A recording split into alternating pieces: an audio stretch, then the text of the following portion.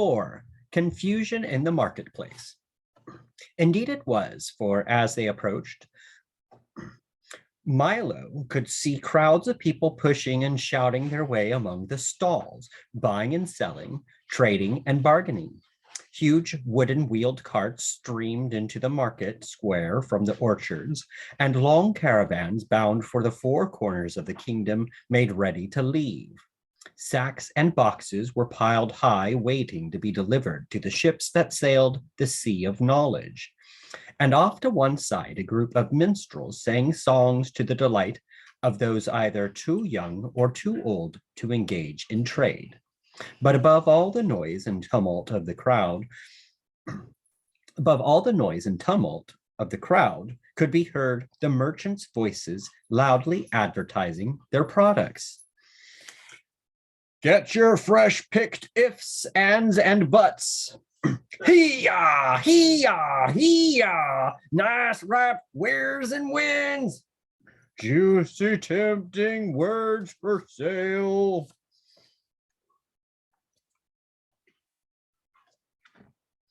So many words and so many people. They were from every place imaginable, and some places even beyond that. And they were all busy sorting, choosing, and stuffing things into cases. As soon as one was filled, another was begun. There seemed to be no end to the bustle and activity. Milo and Talk wandered up and down the aisles, looking at the wonderful assortment of words for sale. There were short ones and easy ones for everyday use, and long and very important ones for special occasions, and even some marvelously fancy ones packed in individual gift boxes for use in royal decrees and pronouncements. Step right up, fancy best quality words right here, announced one man in a booming voice. Step right up. Ah, what can I do for you, little boy? How about a nice bag full of pronouns? Or maybe you'd like our special assortment of names. Milo had never thought much about words before, but these looked so good that he longed to have some. Look, Talk, he cried. Aren't they wonderful? They're fine, if you have something to say, replied Talk in a tired voice, for he was much more interested in finding a bone than in shopping for new words. Maybe if I buy some, I can learn how to use them, said Milo eagerly as he began to pick through the words in the stall. Finally, he chose 3 which looked particularly good to him: quagmire, flabbergast, and upholstery. He had no idea what they meant, but they looked very grand and elegant. How much are these? He inquired, and when the man whispered the answer, he quickly put them back on the shelf and started to walk on. Why not take a few pounds of happies, advised the salesman. They're much more practical and very useful for happy birthday, happy new year, happy days, and happy-go-lucky. I'd like that very much, began Milo, but... Or perhaps you'd be interested in a package of goods. Always handy for good morning, good afternoon, good evening, and goodbye, he suggested. Milo did want to buy something, but the only money he had was the coin he needed to get back through the toll booth, and Talk, of course, had nothing but the time. No, thank you, replied Milo. We're just looking, and they continued on through the market. As they turned down the last aisle of stalls, Milo noticed a wagon that seemed different from the rest. On its side was a small, neatly lettered sign that said, "Do it yourself." And inside were 26 bins filled with all the letters of the alphabet from A to Z.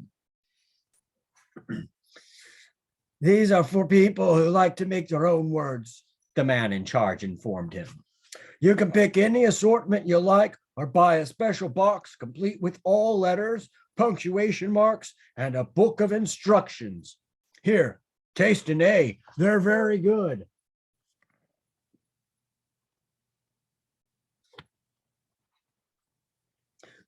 Milo nibbled carefully at the letter and discovered that it was quite sweet and delicious, just the way you'd expect an A to taste. I knew you'd like it, laughed the letterman, popping 2 G's and an R into his mouth and letting the juice drip down his chin. A's are one of our most popular letters. All of them aren't that good, he confided in a low voice. Take the Z, for instance, very dry and sawdusty. And the X, why, it tastes like a trunk full of stale air. That's why people hardly ever use them. But most of the others are quite tasty. Try some. He gave Milo an I, which was icy and refreshing, and Talk a crisp, crunchy C. Most people are just too lazy to make their own words, he continued, but it's much more fun. Is it difficult?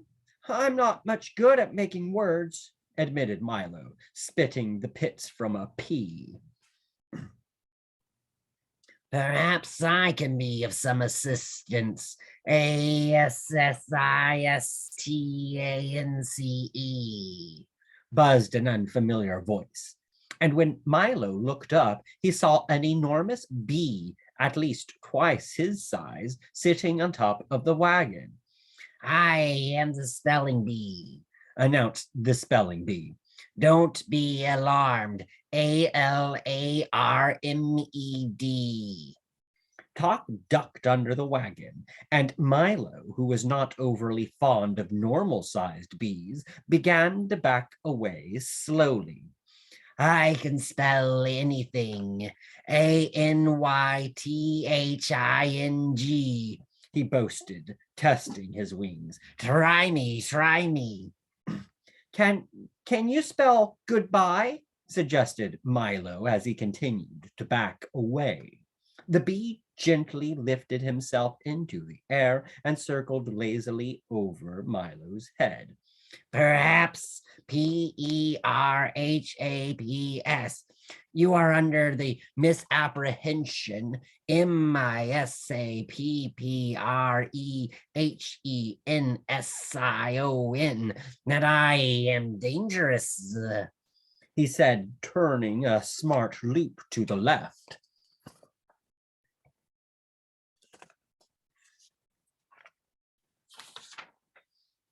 Let me assure ASSURE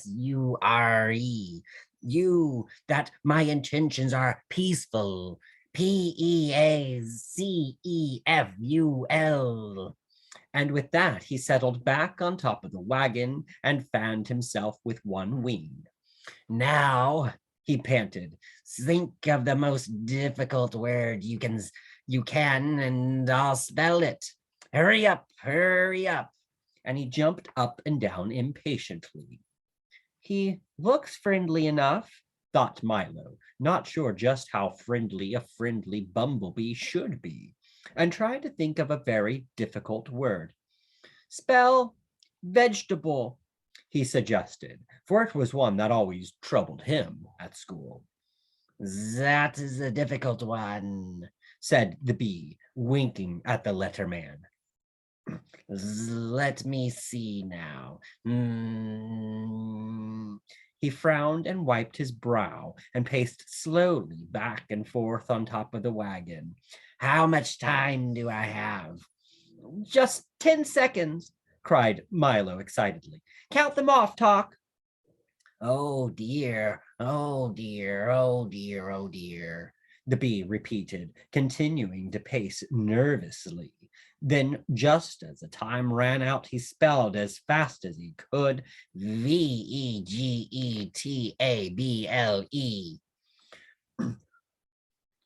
Correct, shouted the letterman, and everyone cheered. Can you spell everything?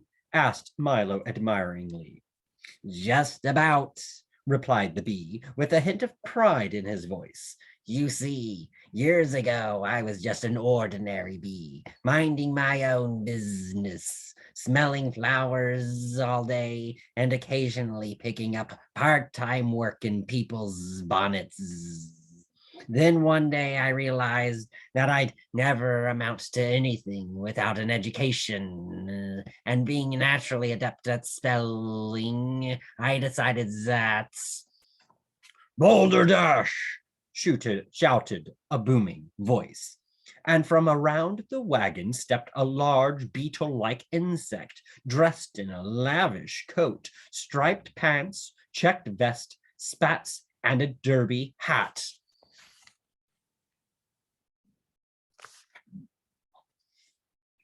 Let me repeat, Balderdash! He shouted again, swinging his cane and clicking his heels in mid-air. Come now, don't be ill-mannered. Isn't someone going to introduce me to this little boy? This, said the bee with complete disdain, is a humbug, a very dislikable fellow. Nonsense! Everyone loves a humbug, shouted the humbug. As I was just saying to the king just the other day. You've never met the king, accused the bee angrily. Then, turning to Milo, he said, Don't believe a thing this old fraud says. Bosh, replied the humbug. We're an old and noble family, honorable to the core. Insecticus humbugium, if I may use the Latin. Why, we fought in the Crusades with Richard the Lionheart, crossed the Atlantic with Columbus, blazed trails with the pioneers, and today many members of the family hold prominent government positions throughout the world. History is full of humbugs. A very pretty speech, S-P-E-E-C-H, sneered the bee. Now why don't you go away? I was just advising the lad of the importance of proper spelling. Bah, said the bug, putting an arm around Milo. As soon as you learn to spell one word, they ask you to spell another. You can never catch up. So why bother? Take my advice, my boy, and forget about it. As my great-great-great-grandfather, George Washington Humbug, used to say. You, sir, shouted the bee very excitedly, are an impostor. Impostor, who can't even spell his own name. A slavish concern for the composition of words is a sign of a bankrupt intellect, roared the humbug, waving his cane furiously.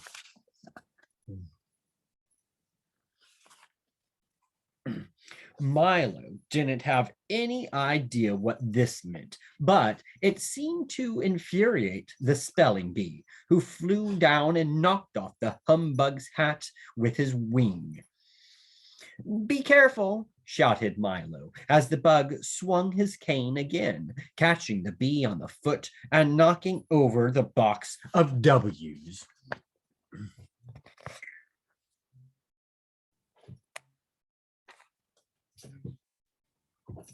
My foot, shouted the bee. My hat, shouted the bug, and the fight was on.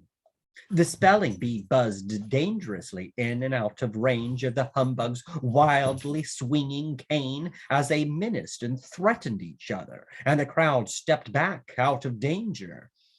There must be some other way to, began Milo, and then he yelled, Watch out! But it was too late. There was a tremendous crash as the humbug, in his great fury, tripped into one of the stalls, knocking it into another, then another, then another, then another, until every stall in the marketplace had been upset and the words laid scrambled in great confusion all over the square. The bee, who had tangled himself in some bunting, toppled to the ground, knocking Milo over on top of him, and lay there shouting, Help, help, there's a little boy on me. The bug sprawled untidily on a mound of squashed letters, and Talk, his alarm ringing persistently, was buried under a pile of words. 5. Short shrift. Done what you've looked, Angrily shouted one of the salesmen. He meant to say, look what you've done, but the words had gotten so hopelessly mixed up that no one could make any sense at all. Do going to we what are, complained another, as everyone set about straightening things up as well as they could. For several minutes, no one spoke an understandable sentence, which added greatly to the confusion. As soon as possible, however, the stalls were righted and the words swept into one large pile for sorting. The spelling bee, who was quite upset by the whole affair, had flown off in a huff, and just as Milo got to his feet, the entire police force of Dictionopolis appeared, loudly blowing his whistle. Now we'll get to the bottom of this, he heard someone say. Here comes Officer Shrift. Striding across the square was the shortest policeman Milo had ever seen. He was scarcely 2 feet tall and almost twice as wide, and he wore a blue uniform with white belt and gloves, a peaked cap, and a very fierce expression. He continued blowing the whistle until his face was beet red, stopping only long enough to shout, "You're guilty! You're guilty!" at everyone he passed. "I've never seen anyone so guilty," he said as he reached Milo. Then, turning towards Talk, who was still ringing loudly, he said, "Turn off that dog. It's disrespectful to sound your alarm in the presence of a policeman." He made a careful note of that in his black book and strode up and down, his hands clasped behind his back, surveying the wreckage in the marketplace. Very pretty," he scowled. "Who's responsible for all this? Speak up or I'll arrest the lot of you." There was a long silence. Since hardly anybody had actually seen what had happened, no one spoke. "You," said the policeman, pointing an accusing finger at the humbug, who was brushing himself off and straightening his hat. "You look suspicious to me." The startled humbug dropped his cane and nervously replied, "Let me assure you, sir, on my honor as a gentleman, that I was merely an innocent bystander, minding my own business, enjoying the stimulating sights and sounds of the world of commerce, when this young lad..."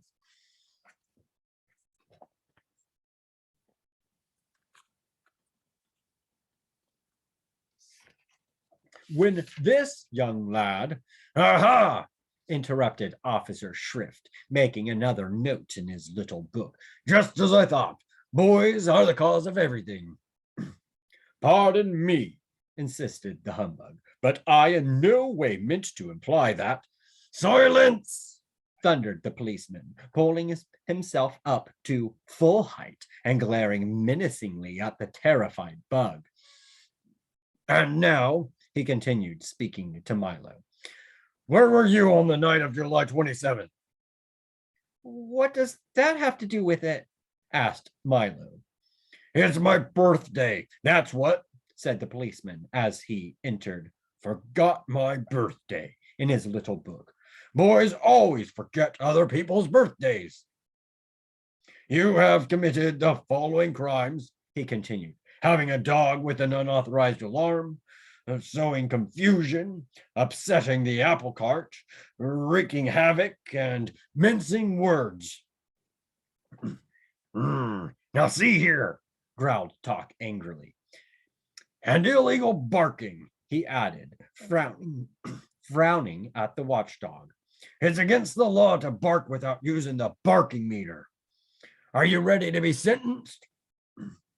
"Only a judge can sentence you," said Milo, who remembered reading that in one of his school books. "Good point," replied the policeman, taking off his cap and putting on a long black robe. "I am also the judge. Now, would you like a long or a short sentence? A short one, if you please, said Milo. Good, said the judge, rapping his gavel 3 times. I always have trouble remembering the long ones. How about I am? That's the shortest sentence I know. Everyone agreed that it was a very fair sentence, and the judge continued. There will also be a small additional penalty of 6 million years in prison. Case closed, he pronounced, rapping his gavel again. Come with me, I'll take you to the dungeon. Only a jailer can put you in prison, offered Milo, quoting the same book. Good point, said the judge, removing his robe and taking out a large bunch of keys. I am also the jailer. And with that, he led them away. Keep your chin up, shouted the humbug. Maybe they'll take 1,000,000 years off for good behavior. The heavy prison door swung back slowly, and Milo and Talk followed Officer Shrift down a long, dark corridor, lit by only an occasional flickering candle. Watch the steps, advised the policeman, as they started down a steep circular staircase. The air was dank and musty, like the smell of wet blankets, and the massive stone walls were slimy to the touch. Down and down they went until they arrived at another door even heavier and stronger looking than the first. A cobweb brushed across Milo's face and he shuddered. You'll find it quite pleasant here, chuckled the policeman as he slid the bolt back and pushed the door open with a screech and a squeak. Not much company, but you can always chat with the witch. The witch? Trembled Milo. Yes, she's been here for a long time, he said, starting along another corridor.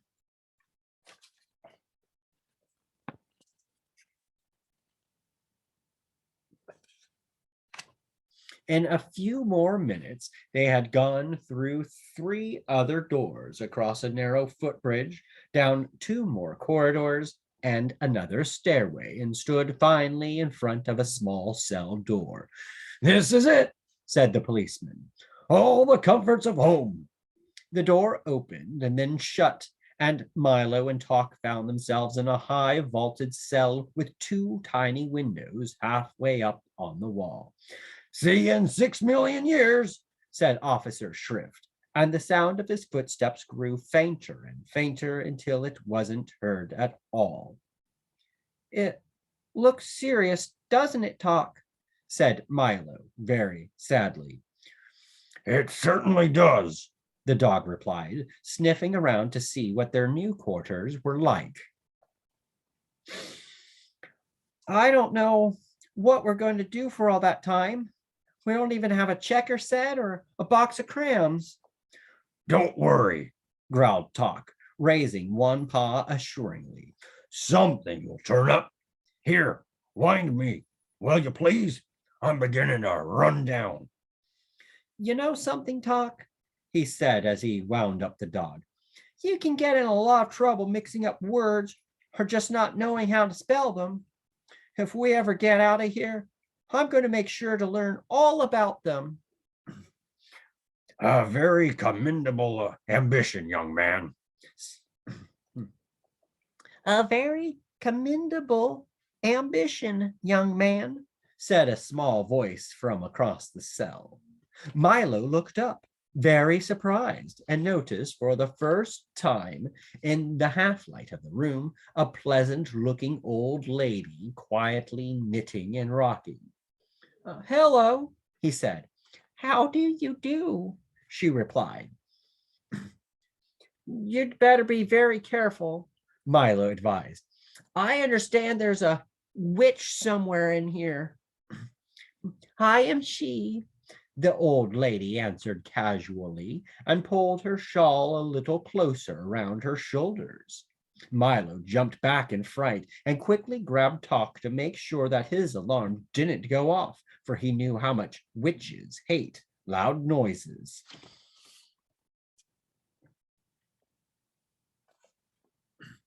Don't be frightened, she laughed. I'm not a witch. I'm a witch. Oh, said Milo, because he couldn't think of anything else to say. I'm faintly macabre, the not so wicked witch, she continued. And I'm certainly not going to harm you. What's a witch? Asked Milo, releasing talk and stepping a little closer. Well, said the old lady, just as a rat scurried across her foot. I am the king's great aunt. For years and years I was in charge of choosing which words were to be used for all occasions, which ones to say and which ones not to say, which ones to write and which ones not to write. As you can well imagine, with all the thousands to choose from, it was a most important and responsible job. I was given the title of official witch, which made me very proud and happy. At first, I did my best to make sure that only the most proper and fitting words were used. Everything was said clearly and simply, and no words were wasted. I had signs posted all over the palace and marketplace which said, "Brevity is the soul of wit." But power corrupts, and soon I grew miserly and chose fewer and fewer words, trying to keep as many as possible for myself. I had new signs posted which said, "An ill-chosen word is the fool's messenger." Soon sales began to fall off in the market. The people were afraid to buy as many words as before, and hard times came to the kingdom. But still I grew more and more miserly. Soon there were so few words chosen that hardly anything could be said, and even casual conversation became difficult. Again, I had new signs posted which said, "Speak fitly or be silent wisely." And finally, I had even these replaced by ones which read simply, "Silence is golden." All talk stopped. No words were sold.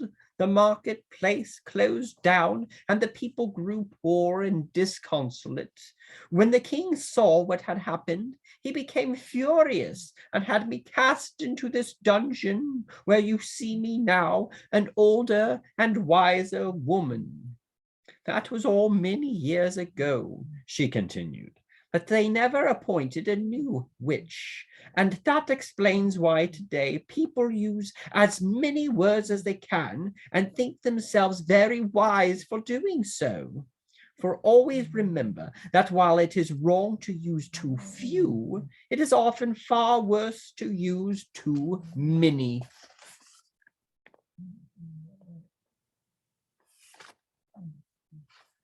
When she had finished, she sighed deeply, patted Milo gently on the shoulder, and began knitting once again. "And have you been down here ever since then?" asked Milo sympathetically. "Yes," she said sadly. "Most people have forgotten me entirely, or remember me wrongly as a witch, not a witch. But it matters not, it matters not," she went on unhappily, "for they are equally frightened of both." "I don't think you're frightening," said Milo, and Talk wagged his tail in agreement. I thank you very much," said Faintly Macabre. "And you may call me Aunt Faintly. Here, have a punctuation mark." And she held out a box of sugar-coated question marks, periods, commas, and exclamation points. "That's all I get to eat now. Well, when I get out of here, I'm going to help you. Milo declared forcefully. That's very nice of you, she replied. But the only thing that can help me is the return of rhyme and reason. The return of what?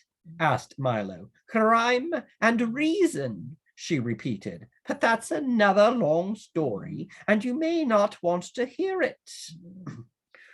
We would like to very much, barked Talk. We really would, agreed Milo. And as the witch rocked slowly back and forth, she told them this story. 6. Faintly Macabre's Story. Once upon a time, this land was a barren and frightening wilderness, whose high rocky mountains sheltered the evil winds, and whose barren valleys offered hospitality to no man. Few things grew, and those that did were bent and twisted, and their fruit was as bitter as wormwood. What wasn't waste was desert, and what wasn't desert was rock, and the demons of darkness made their home in the hills. Evil creatures roamed at will through the countryside and down to the sea. It was known as the land of Null. Then one day, a small ship appeared on the sea of knowledge. It carried a young prince seeking the future. In the name of goodness and truth, he laid claim to all the country and set out to explore his new domain. The demons, monsters, and giants were furious at his presumption and banded together to drive him out. The earth shook with the battle, and when they had finished, all that remained to the prince was a small piece of land at the edge of the sea.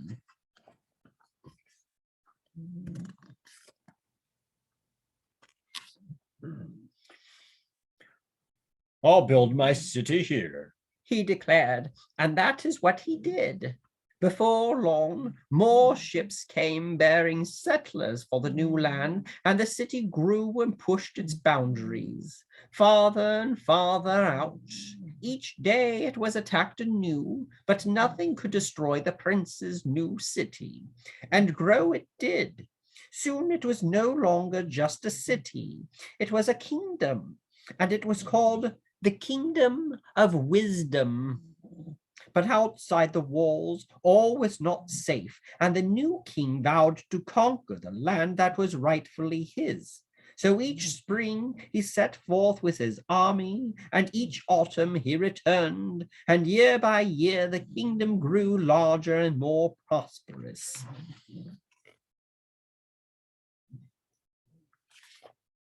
He took to himself a wife, and before long had 2 fine young sons to whom he taught everything he knew, so that one day they might rule wisely. When the boys grew to young manhood, the king called them to him and said, I am becoming an old man and can no longer go forth to battle. You must take my place and found new cities in the wilderness, for the kingdom of wisdom must grow. And so they did. One went south to the foothills of confusion and built Dictionopolis, the city of words, and one went north to the mountains of ignorance and built Digitopolis, the city of numbers. Both cities flourished mightily, and the demons were driven back still further. Soon other cities and towns were founded in the new lands, and at last only the farthest reaches of the wilderness remained to these terrible creatures. And there they waited, ready to strike down all who ventured near or relaxed their guard. The 2 brothers were glad, however, to go their separate ways, for they were by nature very suspicious and jealous. Each one tried to outdo the other, and they worked so hard and diligently at it that before long their cities rivaled even wisdom in size and grandeur. Words are more important than wisdom, said one privately. Numbers are more important than wisdom, thought the other to himself. and they grew to dislike each other more and more. The old king, however, who knew nothing of his son's animosity, was very happy in the twilight of his reign and spent his days quietly walking and contemplating in the royal gardens. His only regret was that he'd never had a daughter, for he loved little girls as much as he loved little boys. One day, as he was strolling peacefully about the grounds, he discovered two tiny babies that had been abandoned in a basket under the grape arbor. They were beautiful golden-haired girls. The king was overjoyed. They have been sent to crown my old age, he cried, and called the queen, his ministers, the palace staff, and indeed the entire population to see them. We'll call this one Rhyme and this one Reason, he said, and so they became the princess of sweet rhyme and the princess of pure reason, and were brought up in the palace. When the old king finally died, the kingdom was divided between his two sons, with the provision that they would be equally responsible for the welfare of the young princesses. One son went south and became Azaz the Unabridged, king of Dictionopolis, and the other went north to become Mathemagician, ruler of Digitopolis. And true to their words, they both provided well for the little girls who continued to live in wisdom. Everyone loved the princesses because of their great beauty, their gentle ways, and their ability to settle all controversies fairly and reasonably.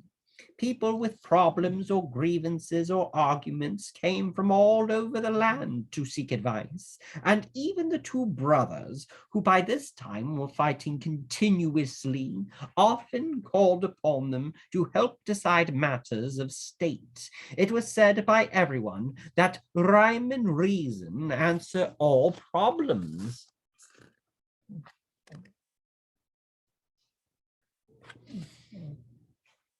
As the years passed, the two brothers grew farther and farther apart, and their separate kingdoms became richer and grander. Their disputes, however, became more and more difficult to reconcile, but always, with patience and love, the princesses set things right.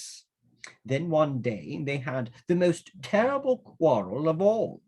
King Azaz insisted that words were far more significant than numbers, and hence his kingdom was truly the greater. And the mathematician claimed that numbers were much more important than words, and hence his kingdom was supreme. They discussed and debated and raved and ranted until they were on the verge of blows, when it was decided to submit the question to arbitration by the princesses. After days of careful consideration, in which all the evidence was weighed and all the witnesses heard, they made their decision. Words and numbers are of equal value, for in the cloak of knowledge, one is warp and the other woof. It is no more important to count the sands than it is to name the stars. Therefore, let both kingdoms live in peace. Everyone was pleased with the verdict, everyone, that is, but the brothers, who were besides themselves with anger. What good are these girls if they cannot settle an argument in someone's favor?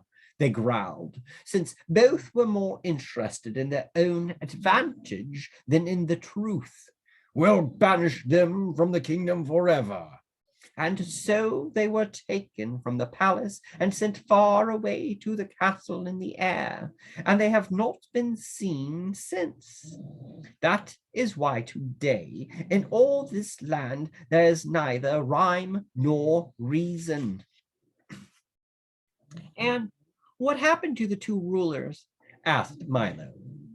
Banishing the two princesses was the last thing they ever agreed upon, and they soon fell to warring with each other. Despite this, their own kingdoms have continued to prosper, but the old city of wisdom has fallen into great disrepair, and there is no one to set things right. So you see, until the princesses return, I shall have to stay here. Maybe we can rescue them, said Milo, as he saw how sad the witch looked. That would be difficult, she replied. The castle in the air is far from here, and the one stairway which leads to it is guarded by fierce and black-hearted demons. Talk growled ominously, for he hated even the thought of demons. I'm afraid there's not much a little boy and a dog can do, she said. But never you mind, it's not so bad. I've grown quite used to it here. But you must be going, or else you'll waste the whole day. Oh, we're here for 6 million years, sighed Milo. And I don't see any way to escape. Nonsense, scolded the witch. You mustn't take Officer Shrift so seriously. He loves to put people in prison, but he doesn't care about keeping them there. Now just press that button in the wall and be on your way. Milo pressed the button and a door swung open, letting in a shaft of brilliant sunshine. Goodbye, come again, shouted the witch as they stepped outside and the door slammed shut. Milo and Talk stood blinking in the bright light, and as their eyes became accustomed to it, the first things they saw were the king's advisors, again rushing toward them. Ah, there you are. Where have you been? We've been looking all over for you. The royal banquet is about to begin. Come with us. They seemed very agitated and out of breath as Milo walked along with them. But what about my car? He asked.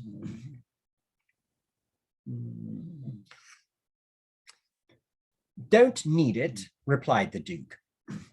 No use for it, said the minister. Superfluous, advised the Count. Unnecessary, stated the Earl. Uncalled for, cried the Undersecretary. We'll take our vehicle. Conveyance, rig, char-a-banc, chariot, buggy, coach, Brahman, Chandridan. They repeated quickly in order and pointed to a small wooden wagon. Oh dear, all those words again, thought Milo as he climbed into the wagon with Talk and the cabinet members. How are you going to make it move? It doesn't have a... Be very quiet, advised the Duke, for it goes without saying.